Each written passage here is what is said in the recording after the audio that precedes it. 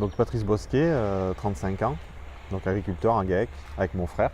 Donc Pascal, 33 ans. Le GAEC de la Pignatelle, c'est 70 hectares de terre, 28 hectares de vignes, 25 hectares de pâturage et de fourrage pour nos bêtes. Donc notre élevage, c'est du bovin viande en engraissement, vente directement à un boucher local. Et après, on a un atelier de volaille en vente directe sur la ferme. Donc la polyculture, ça a toujours existé nous sur l'exploitation.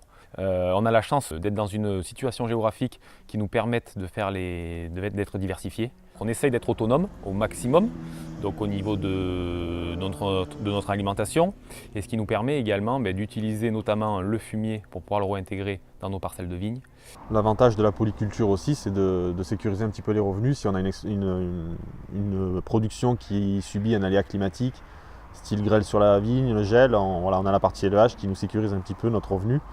Sur notre exploitation donc de 28 hectares de vignes, on a 21 hectares qui sont engagés dans des chartes, que ce soit de qualité ou environnementale. On préfère vraiment faire des cépages et des vins de qualité plutôt que des vins de quantité.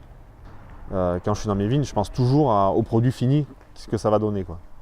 J'imagine toujours, si je taille comme ça, si je fais ça, est-ce que derrière, dans la bouteille, ça va se ressentir? Et à l'élevage, c'est un peu pareil.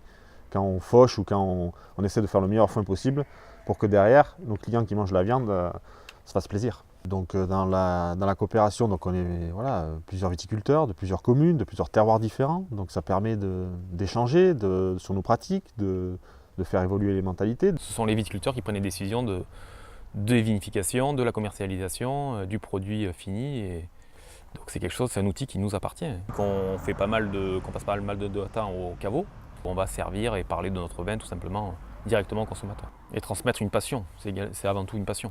Et voilà, il faut que les jeunes s'impliquent dans nos caves coopératives, quoi.